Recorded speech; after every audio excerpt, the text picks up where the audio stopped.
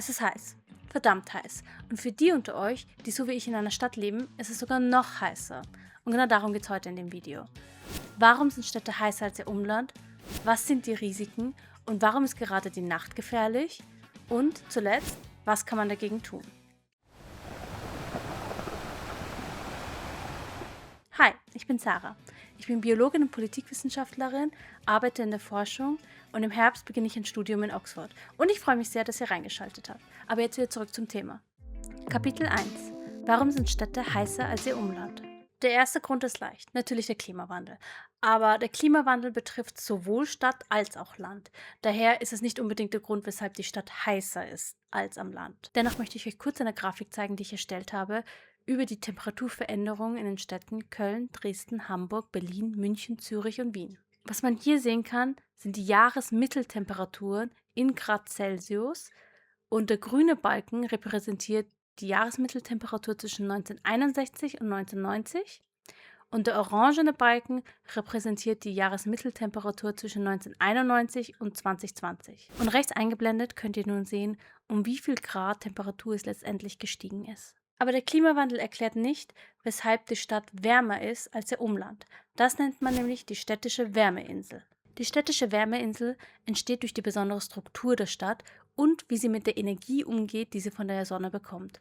Weil grundsätzlich bekommt Stadt und Umland genauso viel Energie, aber wie sie damit umgeht, entscheidet, wie warm es wird. Auf einer Wiese oder in einem Wald trifft die Sonnenstrahlung auf Pflanzen und feuchte Böden. Ein großer Teil dieser Energie wird dafür verwendet, Wasser zu verdunsten. Dafür wird Wärme benötigt und genau dadurch wird die Umgebung gekühlt. In Städten schaut es aber leider etwas anders aus. Hier trifft die Sonnenstrahlung häufig auf Asphalt, Beton, Hauswände und Dächer.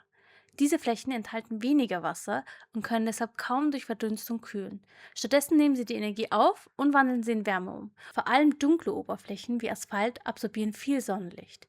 Gleichzeitig können Beton, Steine und Gebäude große Wärmemengen speichern. Die Stadt wird also zu einer Art riesigen Wärmespeicher. Tagsüber heizen sich die Fassaden, die Dächer und die Straßen auf. Und nachts wird diese Umgebung wieder abgegeben, über mehrere Stunden und langsam. Daher kühlen Städte oft in der Nacht nicht wirklich gut ab. Im Vergleich dazu können Wiesen und unbebaute Böden sehr schnell wieder abkühlen. Hinzu kommt auch noch die Form vieler Städte. Hohe Gebäude bilden sogenannte Straßenschluchten. Zwischen ihnen kann sich Wärme stauen. Der Wind wird gebremst und ein Teil der Wärmestrahlung trifft immer wieder auf andere Hauswände, anstatt ungehindert in den Himmel zu entweichen. Und schließlich erzeugen wir Menschen auch noch Wärme. Durch Verkehr, Industrie, Heizung, Kühlgeräte und Klimaanlagen. Das heißt, im Endeffekt ist die städtische Wärmeinsel aus mehreren Faktoren bestehend. Weniger Verdunstung, mehr Wärmespeicherung, eingeschränkter Luftaustausch und zusätzliche Abwärme. Sowohl der Klimawandel als auch die städtische Wärmeinseleffekt wirken gleichzeitig. Vereinfacht gesagt, der Klimawandel erhöht die Temperatur in der Regel überall und der städtische Wärmeinseleffekt legt zusätzlich noch eine Schicht drauf. Und das ist nicht ganz risikofrei. Kapitel 2: Risiken. Hitze ist nicht nur einfach unangenehm. Sie kann die Fähigkeiten unseres Körpers, die Temperatur zu regulieren, an die Grenzen bringen. Unser Körper versucht, seine Kerntemperatur möglichst konstant zu halten. Wenn uns heiß wird, erweitern sich die Blutgefäße in der Haut. Dadurch kann mehr Wärme über die Körperoberfläche abgegeben werden. Gleichzeitig beginnen wir zu schwitzen. Verdunstet jetzt nun der Schweiß auf unserer Haut, so wie bei mir gerade, dann kühlt das den Körper ab und das ist eine der wichtigsten Methoden, wie wir Menschen unseren Körper kühlen können. Verliert der Körper zu viel Wasser und Salz, kann es zu einer Hitzeerschöpfung kommen. Steigt die Körpertemperatur weiter an und treten beispielsweise Verwirrtheit, Bewusstseinsstörung oder Krampfanfälle auf, kann ein Hitzschlag vorliegen. Das ist ein lebensbedrohlicher medizinischer Notfall, bei dem auch Gehirn und andere Organe geschädigt werden können. Und Hitze kann auch bestehende Erkrankungen verschlimmern. Am schlimmsten trifft es das Herz-Kreislauf-System und die Nieren. Aber auch wenn man Diabetes hat oder eine psychische Erkrankung oder eine Atemwegserkrankung kann sich Hitze sehr negativ auswirken. Und in Städten kommt Hitze auch häufig nicht alleine. Heiße und sonnige Wetterlagen können die Bildung von bodennahem Ozon fördern. Und das erhöht die Wahrscheinlichkeit, dass StadtbewohnerInnen Feinstaub, Stickstoffdioxid und anderen Luftschadstoffen ausgesetzt sind. Daher kann eine Hitzewelle nicht nur hohe Temperaturen mit sich bringen, sondern zusätzlich auch noch eine gesundheitsschädliche Luftverschmutzung. Und entscheidend ist dabei auch, ob der Körper sich erholen kann von diesem Hitzestress Und gerade da ist die Nacht besonders wichtig. Und hier kommen wir nun zu einem Punkt, der häufig unterschätzt wird. Normalerweise erhält der Körper nachts die Gelegenheit, sich von der Belastung des Tages zu erholen. Sinkt die Temperatur jedoch kaum ab, bleibt der Körper im Stresszustand. Herz und Kreislauf müssen weiterarbeiten. Der Schlaf wird schlechter und die körperliche Erholung fällt aus. Sinkt die Temperatur während der gesamten Nacht nicht unter 20 Grad Celsius, sprechen wir von einer Tropennacht. Und ihr solltet euch das vielleicht nicht so wie Urlaub vorstellen, sondern eher so, dass manche Menschen in einer isolierten Dachgeschosswohnung leben und der extremen Belastung ständig ausgesetzt sind. Die Wohnung hat sich den ganzen Tag über aufgeheizt. Lüften hilft nur begrenzt, die Wände strahlen nun Wärme ab und man kann sich auch nicht davon erholen. Denn am nächsten Tag beginnt schon die nächste Hitzebelastung, obwohl sich der Körper von der vorherigen noch gar nicht erholt hat. Daher sind mehrere heiße Tage und Nächte besonders problematisch.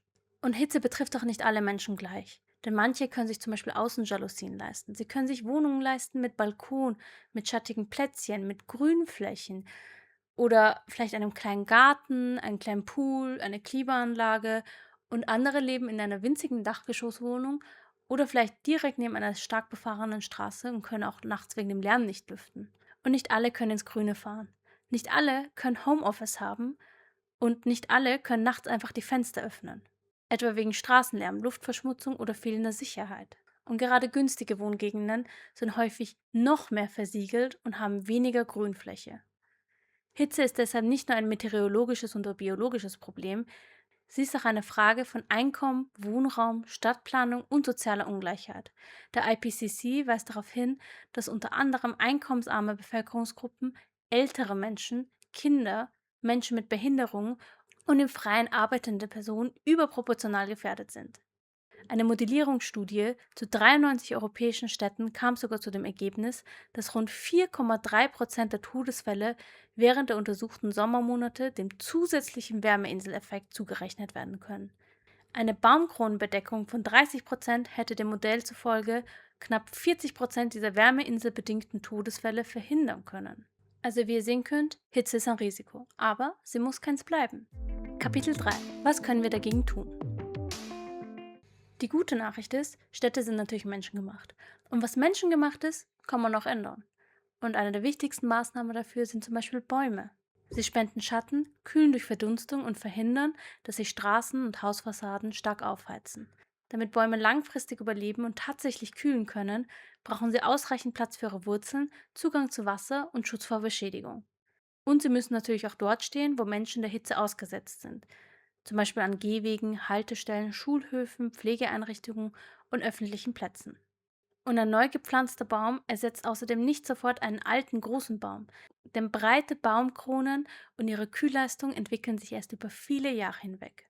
Deshalb ist es mindestens genauso wichtig, alte Bäume gut zu pflegen. Und die zweite Methode, die man verwenden könnte, wäre Flächenentsiegelung. Also dort, wo es nicht unbedingt notwendig ist, könnte man Asphalt und Beton entfernen. Parkplätze, Innenhöfe, Schulhöfe und breite Straßen können teilweise entsiegelt und begrünt werden. Offene Böden können Regenwasser aufnehmen und dieses Wasser steht den Pflanzen zur Verfügung und kann später wieder verdunsten. Nach diesem Prinzip funktioniert auch die sogenannte Schwammstadt. Dabei soll Regenwasser nicht möglichst schnell aus der Stadt abgeleitet werden, sondern es soll lokal aufgenommen, gespeichert und zeitversetzt wieder abgegeben werden. Dafür können Grünflächen, Baumgruben, begrünte Dächer, Versickungsmulden und kleine Wasserflächen genutzt werden. Die Stadt wird dadurch tatsächlich zu einer Art Schwamm. In den Phasen, wo viel regnet, wird dieses Wasser aufgenommen und später dann zur Kühlung eingesetzt, wenn es trocken ist. Und wenn am Boden wenig Platz ist, dann könnte man doch vielleicht die Dächer und Fassaden etwas begrünen. Gründächer speichern Regenwasser, schützen die Dachoberfläche vor direkter Sonneneinstrahlung und können ihre Umgebung durch Verdunstung kühlen. Fassadenbegrünung können Hauswände beschatten und verhindern, dass sie sich dadurch stark aufheizen. Dabei muss allerdings auf die verwendeten Pflanzen, die Gebäudestruktur und eine ausreichende Wasserversorgung geachtet werden. Eine vertrocknete Fassadenbegrünung hilft leider in der Hitzewelle dann doch nicht so viel. Und was man auch noch machen kann, ist, man könnte auf die Materialien schauen. Farben und Beschaffenheit von Oberflächen spielen eine große Rolle. Helle Materialien reflektieren normalerweise einen großen Teil der Sonnenstrahlung als dunkle Materialien. Helle Dächer und Straßenbeläge können deshalb weniger Wärme aufnehmen. Aber man muss auch darauf achten, dass diese Wärme nicht einfach nur auf die Menschen reflektiert wird oder auf benachbarte Gebäude. Daher braucht es für solche Lösungen eine wirklich sorgfältige Planung. Und grundsätzlich muss man bei der Gebäudeplanung nun darauf achten, dass die Gebäude nicht nur winterfest sind, sondern auch quasi sommerfest. Außenliegender Sonnenschutz ist dabei besonders wichtig, weil er verhindert, dass die Sonnenstrahlung überhaupt erst durch die Fenster in die Räume gelangt. Auch gute Dämmung, Nachtlüftung, verschattete Fenster, begrünte Innenhofe und durchdachte Grundrisse können helfen. Und dass Klimaanlagen zur Lösung angesetzt werden, ist etwas kontraproduktiv, weil sie verschärfen ja eigentlich das Problem. Aber zeitgleich kann man nicht von jedem Menschen erwarten, auf eine Klimaanlage zu verzichten. Gerade Menschen, die älter sind oder irgendwie gesundheitlich belastet sind, aber auch Menschen, die arbeiten, können nicht in einer 40 Grad Temperatur effektiv noch arbeiten. Aber wenn es diese alternativen Möglichkeiten gibt und man vielleicht die Hitze gut aushält oder gerade vielleicht nicht arbeiten muss, kann man ja vielleicht darauf achten, die Klimaanlage so wenig wie möglich zu benutzen. Und neben den baulichen Veränderungen brauchen Städte auch Hitzeaktionspläne. Dazu gehören Warnsysteme, öffentlich zugängliche kühle Räume, Trinkbrunnen, schattige Aufenthaltsorte und die gezielte Betreuung besonders gefährdeter Menschen. Pflegeheime, Krankenhäuser, Kindergärten und Schulen benötigen klare Pläne für Hitzewellen. Und auch Arbeitsbedingungen müssen sich verändern.